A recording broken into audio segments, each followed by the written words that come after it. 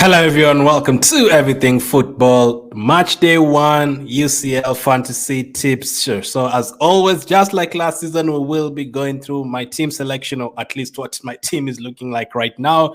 The captain picks, I'll be giving you a captain pick for Tuesday and Wednesday, and also a differential captain pick for Tuesday and Wednesday. I'll be doing the team selection as well. I've already said that as well. So I did twice, but yeah, that's how confused I am. Like, that's how not sure I am about my team. I have to say it twice or three times. I meant my predictions for every single game at the end, and then also finally the Q&A. So I'll be answering a few questions that I've seen in the comments on all the videos. So I'll be answering like 5 of them. And yeah, the UCL Fantasy is so close, man. One day away. I cannot wait, man. I cannot wait. So let me go through what the team is looking like right now. So since I did the team reveal video, I have come to a couple of other decisions. So I've added another player to the team, and also I've changed my goalkeeper. I decided that one was too much of a risk. So let's go through it. Let's go through it. So this is how my team is looking like right now. I have Ter Stegen, and I've brought in Ramiro as my backup goalkeeper instead of Suarez of Benfica.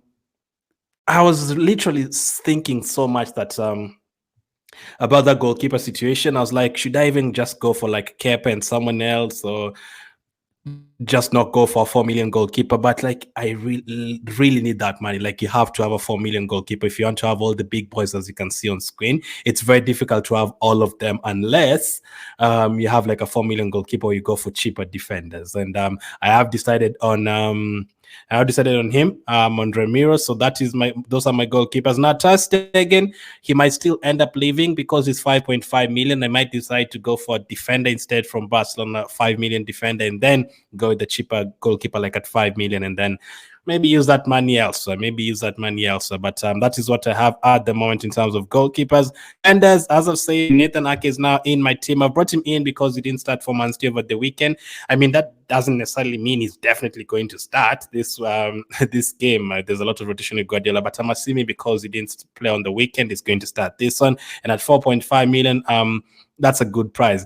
I'm still worried about the rotation. Like, there's even a part of me that has considered Ederson, but Ederson is 6 million because he's guaranteed to start. All the other defenders, they're not guaranteed, maybe apart from Walk, and those guys are like 6 million. The problem is, if they I feel like I don't want to miss a clean sheet. I feel like Man City are definitely going to keep a clean sheet, and I don't want to miss out on the clean sheet. So I'm really praying that Ake starts. I don't know if you're going to get like team news leaks or anything by tomorrow or something like that. Let's see. If I get any or anything like that, make sure to. I mean, there's usually no Champions League fantasy leaks. I mean, we do get the team news for the first 2 games. It's not like the Premier League where you get like leaks from all the fantasy accounts. UCL, it's usually difficult. But if we hear about anything on Man City, I will be updating on the Patreon. There's even a lot of more videos on Patreon. If you want to support the page, make sure to join the Patreon. And if you want a team rating as well, and a team reveal, and a personal like rating of your team, like one-on-one and everything, you can join through the link in the description. But defensively, next to Ake, I have Cavaliel, 5.5 million. Hendricks at 4.5 million of Leipzig, and also Damian 4.5 million. So as you can see, there's still one more defender spot I will decide. I have a few ideas, but I will only Patreon. In midfield, Thuram is definitely going to be in my team. Like, I already had him before he scored that fantastic goal against AC Milan in the Milan derby over the weekend. His midfielder playing as a striker for only 6.5 million. Yes, please. Martin Odegaard is like a it's like I love him kind of pick, because I'm an Arsenal fan, and Odegaard is one of my best players there. I have to have him there, so I have to have an Arsenal player. I can't go without an Arsenal player. I've waited my whole life to have an Arsenal player in the Champions League fantasy, so I'm going to have Odegaard. Some of you have argued Saka, but after unless I downgrade someone like a Ter Stegen and get that extra 0.5 million, then I might end up going for Saka. And then Bellingham, I've talked about him in like 6 videos now. You just have to have him in the team. 7.5 million is a bargain. And then up front, same with Erling Haaland. Do you even need to speak about him? You just have to have him in the team. And Robert Lewandowski as of now. So at the moment, I still have one more defender to pick, 2 more midfielders, and 1 more striker. I mean, I have 2 Man City players, but I can probably guarantee that 1 more player is going to be from Man City. So if you're still watching this, one more player is probably going to be from Man City. Now, the question is, am I going to go for midfield? Am I going to go for Alvarez up front? Am I going to go for a defender? All those are options. So let's see how that one works out. But that is how the team is looking right now. Still 4 more picks. Some people have been asking, am I going to do a live stream on deadline day, like the deadline stream? Yes, I'm going to be live tomorrow to answer all the questions that you have. So make sure to join that as well. I'll share it very, very soon. But that is my team. So so far. Captain picks. Let's go captain picks. Who had the best captains for match day 1? Now, Tuesday's games,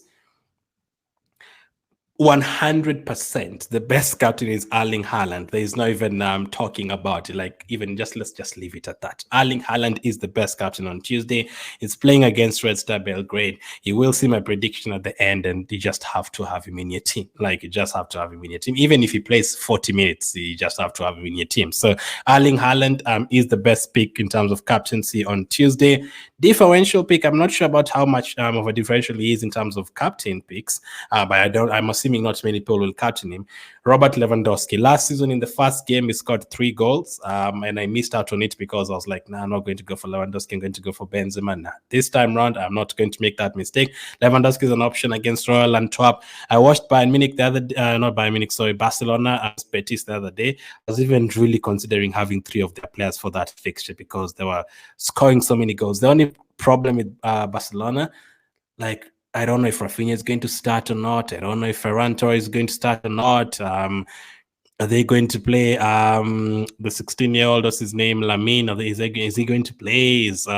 Defensively, is he going to be? Is Alonso somehow going to end up starting? Cancelo, is he definitely going to start? Like, there could be a lot of rotation. Maybe apart from Lewandowski, maybe Koundé, Ter Stegen, and maybe Gavi. The others rotation risks. Maybe Joao Felix, is he now an option?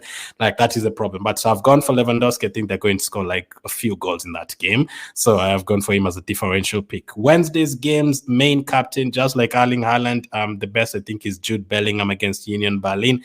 I think Union Berlin conceded 3 goals against Leipzig a couple of weeks ago before the international break, and if I'm not wrong, they also conceded a few goals this past weekend. So I have gone for and Real Madrid, they scored twice against Real Sociedad yesterday. I was watching them, and they've won every single game in La Liga so far. They're in good shape. Bellingham as a false nine against Union Berlin at home, I would expect them to get a couple of goals. And him in like Champions League, you get points for shots outside the box, like goals from outside the box. If you earn a penalty, you get points. You can get points for ball recovery. So I have gone for Bellingham. Differential pick, Rafa Silva. Differential pick in terms of captain, Rafa Silva has been incredible so far this season for Benfica. It's a very good option at home to Salzburg. I think it could be a massive differential option. The only problem is, are you going to get him in your team with all those strikers available? Lewandowski, Haaland, Alvarez, Kane, who else? Like, there's so many. Mbappe, Osimhen, like, that's the problem. Are you going to go for Rafa Silva as well? Yeah, if you're feeling brave enough, I think he's a good differential captain for that day. So those are the captain picks and the differential captain picks and my team selection as well. Next up, let's talk about the predictions. Prediction time. Let's go through the predictions. So first up, the first game on the Tuesday. The first game on the Tuesday will be Young Boys against Leipzig. I have gone for Leipzig to beat Young Boys by 3-0. Next up is Milan against Newcastle. I think it's going to be a kind of a bad start for Newcastle. First game, I'm going for AC Milan 3, Newcastle 2, although I was very unimpressed by Milan against Inter Milan, but I think Champions League, they are slightly better than Newcastle in terms of experience, but it could easily be like 2-1 to Milan, but I've gone for 3-1. I've gone for FC Porto to beat Shakhtar Donetsk by 2-1. Next up on Tuesday, I've gone for Barcelona to beat Royal Antwerp by 4-0. As you can see, that's why I picked Lewandowski as another option for captaincy.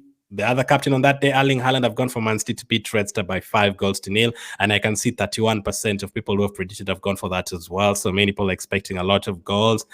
PSG Dortmund, I've gone for PSG to beat Dortmund by 3-1. I can see 14% have gone for that. Lazio Atletico Madrid, I've gone for a 2-2 draw in that one. Feyenoord against Celtic, I'm going for 1-1 draw, but I'd not be surprised if Feyenoord won. But for now, I'm going for a 1-1 draw.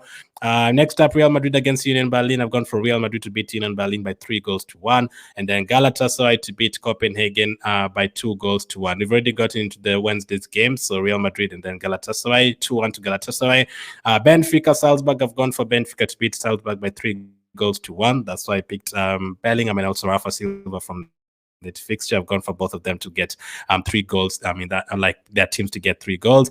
I've gone for Real Sociedad 1, Inter Milan 1. I was really impressed by Real Sociedad against Real Madrid, but I actually had this prediction down before that game was played, and this made me not even change it at all. 1-1.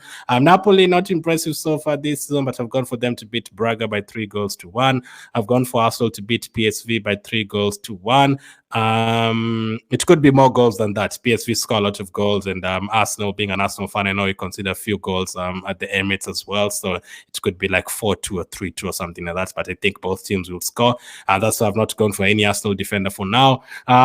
Sevilla, Lens, I've gone for Sevilla to beat Lens by 2-1. Lens are bottom in the French league, and Sevilla were actually bottom in the La Liga, but they won recently and they've gone to like 17th. And Bayern Munich, Man United, I'm sorry, Man United fans have gone for Bayern Munich to thump Man United by 4-1. Like, I think Kane and the likes of Sané will enjoy themselves. And like, I've tried to fit those guys into my team. I have no idea how. Like, the moment you have like one of them in that team that I showed at the beginning, all of a sudden you have like 8 million to use in like 2 positions, and it becomes a bit of a problem. So 4-1 to Bayern. Those are my predictions. Let me know your prediction for this fixture. Champions League, usually a lot of teams score, so I've gone for only like 3 or 4 teams not to score, but those are my predictions. I might have like a prediction league. If you're interested, I might put the link in the description. Let me know. Finally, let's go to the Q&A, which what are your questions for this week? There was a lot of questions, different videos and all. I mean, there's even myself, I feel like I need to ask you questions as well. Like